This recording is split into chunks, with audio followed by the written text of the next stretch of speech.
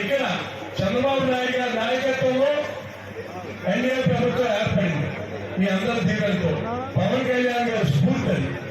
Opposition వచ్చేయాలని ఆయన చెప్పిన స్ఫూర్తి ప్రకారం మంచి ప్రభుత్వాన్ని ఏర్పాటు చేసుకుంటే ఎన్ని కార్యక్రమాలు దేశంలో ఎక్కడా లేని విధంగా 4,000 ప్రజాత ఎన్టీఆర్ భరోసా 4,000 రూపాయలు దేశంలో ఎక్కడా ఇవ్వట్లా జీతాలు ఇస్తున్నారు.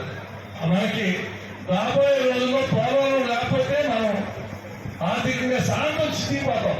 వ్యవసాయం పంటలు చౌడు పడిపోతుంది. చెరువులకి సంవత్సరానికి 5 నెలలు నీళ్లు వస్తాయి. రాబోయే రోజుల్లో 14 నెలలు నీళ్లు వస్తాయి. పోలవరం వచ్చేవి కంప్లీట్ అవుతాను.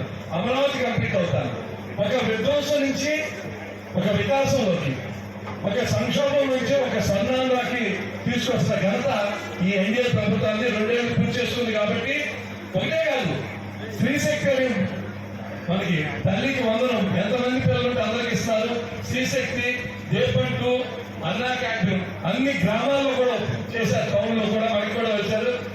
ఎన్టీఆర్ భరోసా, అన్నదాత సుఖీభావ. రేపు ఉదయం కైకులూరు నియోజకవర్గం అన్నదాతల అందరి అకౌంట్ లోనూ రేపు సాయంత్రం చంద్రబాబు నాయుడు గారు 7,000 రూపాయలు ఇస్తారు. రేపు సాయంత్రం మనకు ఆ సభ మండలంలో జరగబోతాను. రేపే సాయంత్రం చంద్రబాబు నాయుడు గారు ప్రజలకు చూపిస్తారు.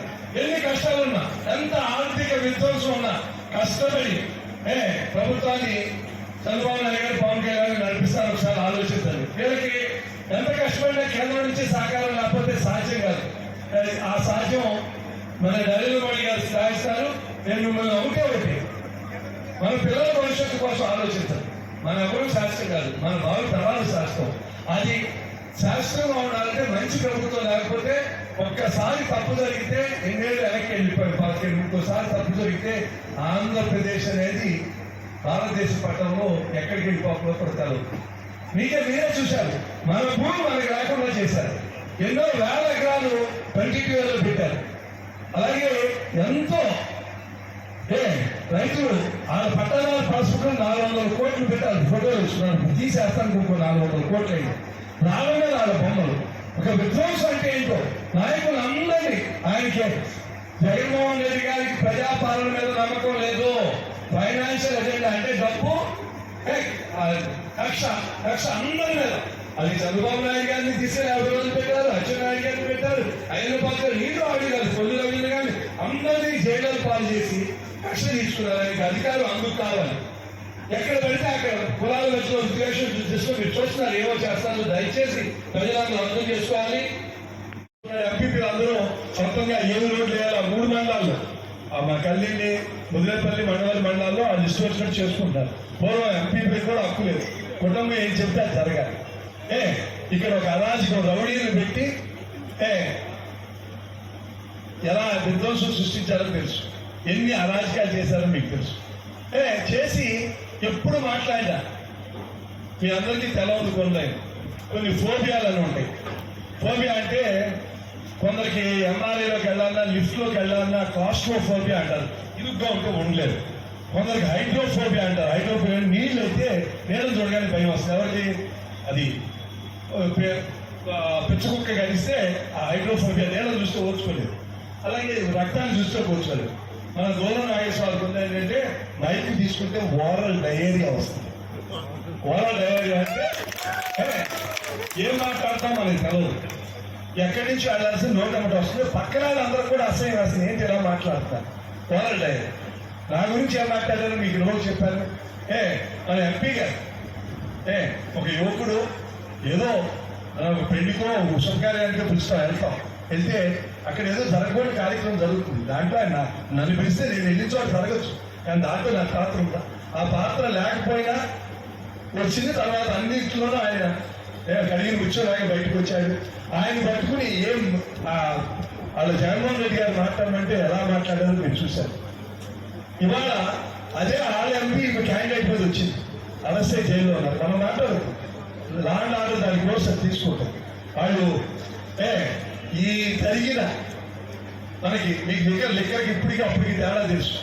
చండాలమైన బ్రాండ్లు ఎవరు ఎన్నో బ్రాండ్లు చీప్ లెక్కలు తక్కువ రేటుకి క్యాష్ ఇవి ఎక్కువ రేటుకి అవి మన అందరూ ప్రజలు ఎంతో చావులు కారణమైన ఆ ట్రాన్స్పోర్ట్ కాంట్రాక్ట్ ఆయన వేయాలి. నేనేమంటారు ప్రభుత్వం దాని ఫలితాన్ని చేస్తుంది, అంతేగాని ఆయన ఎంపీ గారిని కూడా రమ్మన్నాను వద్దామనుకున్నాను, ఆయన ఫ్లైట్ మిస్ అయ్యి రాలేదు. తప్పకుండా నేను ముందు కోరేది ఏంటంటే ప్రజా జీవితంలో కొన్ని విలువలు ఉండాలి. నోరు ఉంది కదా అని అందరూ మాట్లాడతాం కరెక్ట్గా. నేను ఆయన అధికారంలో ఉన్నప్పుడు ఎలా బిహేవ్ చేశారు, ఒక్కరికి విలువ నా కుటుంబం విలువ రాకుండా ఎన్ని ఇక్కడ అబ్దుల్ నజీం గారి బిల్డింగ్ ఉంటే కోర్టుల సెంటర్లో దాన్ని ఆయన స్థలం విలువ కోసం పడగొట్టి ఆయన విలువ పెంచుకున్నారు. అలాగే ఇక్కడ గ్రీన్ కాలనీలో భూములు కొనటం, ఆ చుట్టుపక్కల ఆయన భూములు కొనుక్కోవడం, పూడికలు ఈ నియోజకవర్గం నుంచి రోజు కల్దిని మండలం నుంచి ఇక్కడి నుంచి అక్కడి నుంచి రోజు 200 ట్రక్కులు దేవాలయానికి గుడివాడికి ఎన్నుకేది. ఏంటిది ఇవాళ ఎక్కడికి మరి 1:60 ఆపేసి హైవే తప్ప ఎక్కడ ట్రక్కు తిరగకూడదు అని ట్రాక్టర్లు పేదవాళ్ళు బతకాలని పెట్టాం. ఈ ట్రక్కులు తక్కువ ఎవరికి అన్ని ఎమ్మెల్యేగా ఉండగా ఎన్నో కార్యక్రమాలు అవినీతి కార్యక్రమాలు చేసి క్యాట్ ఫిష్ బ్యాన్ చేసి క్యాట్ ఫిష్ పంపించి ఇవన్నీ చేసి ఇవాళ మేము నిజాయితీ పనులని చెప్పుకుంటున్నాను. ఇవాళ చెబుతున్నాను వాళ్ళు చేసిన అప్పుడు కాదు, ఇవాళ వ్యాపారంలో అందరినీ మోసం చేస్తున్నారు. ఒక్కసారి మీరు వాళ్ళ స్నేహితులు అడగండి, వినయ్ గారి స్నేహితులు ఒక్కళ్ళన్నా అందరినీ ఆర్థికంగా రప్పిస్తారు. ఎప్పుడో 15 ఏళ్ళ పెట్టి కంపెనీలకి వాళ్ళకి వాటా పంచలేదు, ఇవాళకి వాళ్ళకి ఇవ్వలేదు, మొత్తం అంతా ఆగే తీసుకుంటాం. ఒకటి కాదు, చేపల మేతలు తీసుకుని చేపలు పెంచుకుని అమ్ముకుని చేపల మేతలు వాళ్ళకి ఇవ్వట్లేదు. వీళ్ళు చేసే అరాజకాలు తెలవక ఇంకా ప్రజలు వాళ్ళు నమ్ముతారు అనుకుంటారు. ఒకసారి నమ్మి జగన్మోహన్ రెడ్డి గారిని తీసుకున్న రాష్ట్రం ఎట్లా నడిచిపోయిందో ఈయన తీసుకుని మనం ఎంత భయంగా బతుకోమో మీ అందరికీ తెలుసు. ఇవాళ ఇంకొకసారి వాళ్ళకి వస్తే ఏం చేస్తారో కూడా తెలుసు. ఇంక మనకి కౌరులు పెట్టి మీరు ఇంత పంపండి అంటారు అందుకని నేను మళ్ళా చెబుతున్నాను, మంచి అయితే చెడు ఏది మంచిది అవుతుందో నేను అందరూ చెప్తాను.